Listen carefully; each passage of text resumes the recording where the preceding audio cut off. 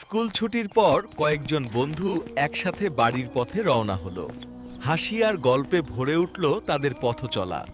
তারা হাসতে হাসতে গল্প করতে করতে বাড়ির পথে চলছিল।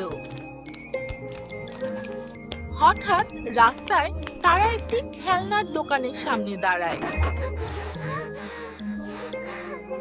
একজন বন্ধু বল কিনতে দোকানে ঢোকে। দোকানদার বল আনতে ব্যস্ত হয়ে পড়ে।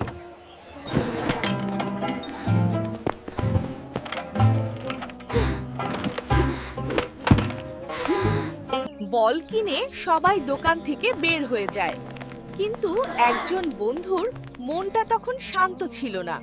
বন্ধু, তুমি যেটা করেছো এটা ঠিক না। কেউ না দেখলেও আল্লাহ তাআলা সব দেখেন, এতে তোমার পাপ হবে। ছেলেটি বুঝতে পারে সে ভুল করেছে। সে মনে মনে ঠিক করে ভুলটা ঠিক করবে।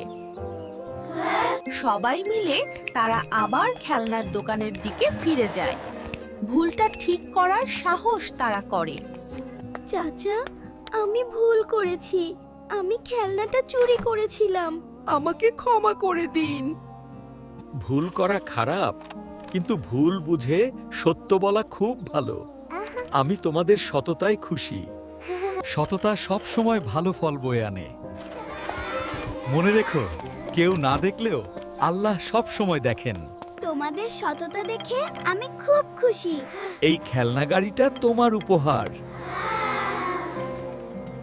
এরকম সুন্দর গল্প আর ভালো শিক্ষা পেতে আমাদের চ্যানেলটি সাবস্ক্রাইব করে রেখো। আল্লাহ হাফেজ।